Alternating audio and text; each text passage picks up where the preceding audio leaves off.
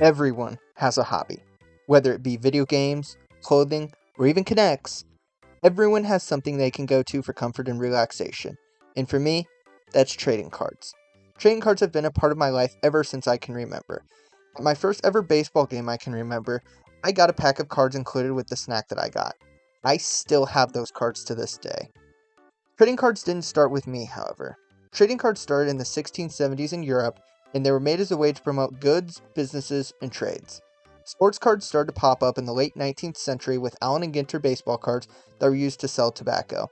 Fast forward 100 years, and Magic the Gathering was created by Penn graduate Richard Garfield in 1993. 30 plus years later, TCGs, or trading card games, are arguably more popular than ever. That doesn't mean there aren't TCGs that aren't obscure, so that's what we're looking at today. With that being said, let's look at some obscure TCGs. Also, before we start, I hate to do this, but if this video gets 75 likes, I will buy some packs of these TCGs and open them up. I kind of want to do this, but I just need the motivation to be able to do it for me to be able to justify buying these packs. When you think of Nintendo-related TCGs, you likely think of Pokemon, as you should.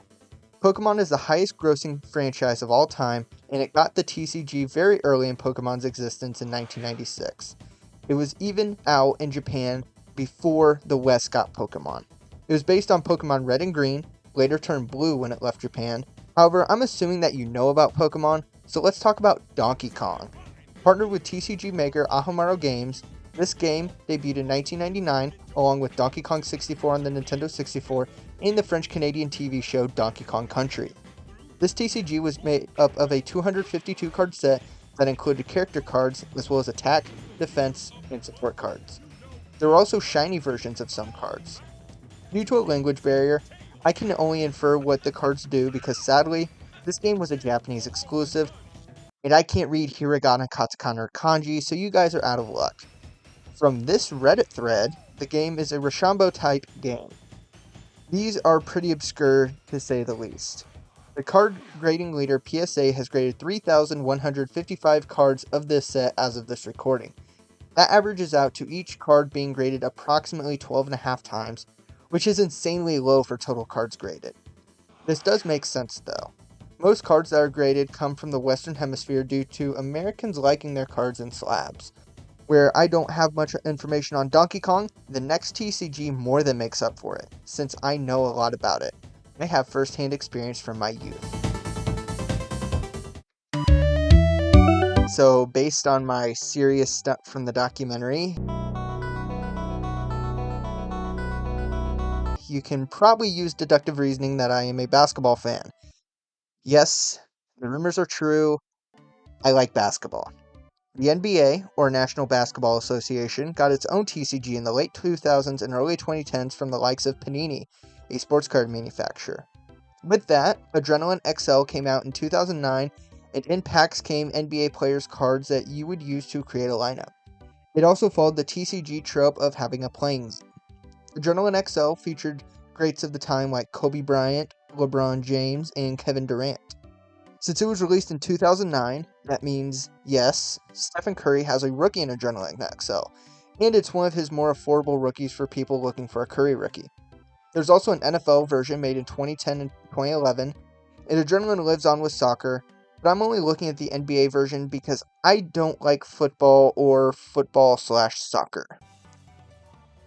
In the game, you would have 5 starters, just like on the court. You would also have 5 subs, which come in at the second quarter. The players flip to see who goes first, and you pick one player in the lineup to take a shot against the defending team. The offensive stat from the offensive player goes against the defensive stat of the other player, and the higher number dictates who wins that possession. For example, Curry's offensive stat is a 90, and LeBron's defense is a 95. If you are on offense, then doesn't make sense to use Curry's solid 90 offense against LeBron's defense of 95, which is one of the best cards in the game. Also, there are players placed on the mat changes the value of possession. Players on the perimeter defend the 3-point shot, while players inside the arc defend the 2-point shot. After the game is played, it gets put into what Yu-Gi-Oh calls a graveyard, commonly known as a discard pile. After 5 possessions, the quarter ends and your 5 subs come in. Rinse and repeat until halftime. For the third and fourth quarters, you shuffle your deck, and the first 5 play the third, and the last 5 play the fourth. Whoever has the most points at the end of regulation wins, and if it's tied, you go into overtime. Overtime allows the player to use any of the cards from their deck.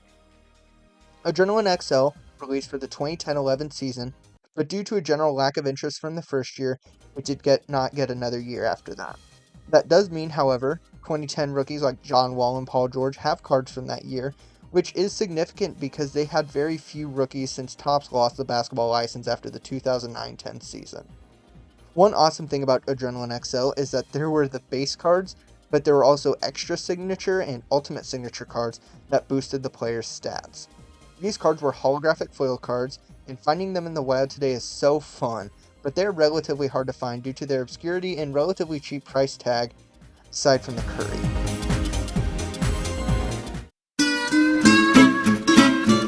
One of the most popular shows of the late millennial and Gen Z generation is Spongebob Squarepants. Debuting in 1999 on Nickelodeon, this show has produced 15 seasons of varying quality since its inception. Some episodes like Band Geeks have even transcended the show and been used in things like the Super Bowl. Given its popularity and time of release, it should be no surprise that our favorite Aquatic Bob got a TCG. Released in 2003 by our Lord and Savior Upper Deck, this game is different from most TCGs. Instead of battling your opponent through violence, you instead try to convince 4 customers to go to the Krusty Krab to eat the iconic Krabby Patty through your characters, known in game as Krusty Krab Catchers. The first player to attract 4 customers, whether it be one location or multiple, wins the game. There are also cards in the set that can either help you or hinder your opponent, leveled from rarity. These rarities are common, uncommon, rare, and ultra rare. Typically, with the rarer the card, the better the card. The best card in the game is absolutely insane. Change My Mind forces your opponent to take one caught customer and put them in their location pile and reshuffle. Even though I'm assuming not many people play this game, this card always sells for $100 USD or more. There was also released as a starter pack by the name as the TCG Deep Sea Duel, and as a booster pack by the name of Aquatic Amigos, with Change My Mind being in this set, among other ultra rare cards. It was popular enough to get more cards in 2004, but production ended after 2004, most likely given the SpongeBob movie, which was supposed to be the end of the show in producer Steven Hillenburg's mind. Still waiting on that SpongeBob Young Guns card, though.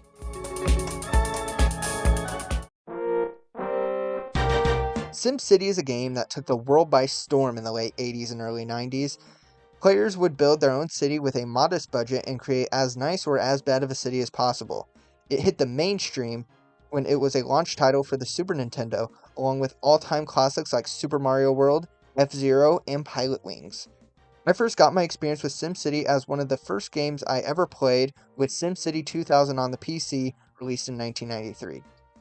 I was not alive at its release, but my dad had it, and it was one of the few PC games we had, so I played it before eventually getting a DS for Christmas. It should be no shock given its popularity and time of popularity that it got a TCG. Released in 1994 with packs coming out until 1996, SimCity was released by Mayfair Games. This TCG is very different from other TCGs, so that's why I want to talk about it. There's no fighting in SimCity, although I'd love to see a SimCity War Sim where you fight other players' cities. Instead, you build a city. You build the city block by block to gain as much profit as possible. Starting as a settlement, players go through the ranks to eventually collect $250. This money can be built through placing different cards to build your city. There are even different cards that are based on real-life cities like Chicago, Atlanta, and New York City. Sorry, Denver and Toronto, you were unfortunately canceled. This means yes, there is a World Trade Center card and an ultra-rare runway long card. I would make a joke, but the New York City set is relatively expensive and the runway card is ultra-rare and not standard size, so I had to refrain. Now let's look at some of the cards of these TCGs. Just as a little note, I had a really fun time getting the DK cards because of overseas policies. I tried to get a proxy through Buy-E, also known as Yahoo Auctions Japan, but then I remembered eBay exists, so I got a couple cards. So for the DK cards, I got the Big Banana Slammer himself, a very concerned looking Diddy, and this bodacious Funky Kong. For the Adrenalyn cards, I got a Chris Bosh Ultimate Signature and a Kobe Bryant and Kevin Durant base. For SpongeBob, I got this lot, which includes a bunch of cards, including... Pat, don't do that. And I actually got none for SimCity because that was a last second addition to this video. I will get some more though.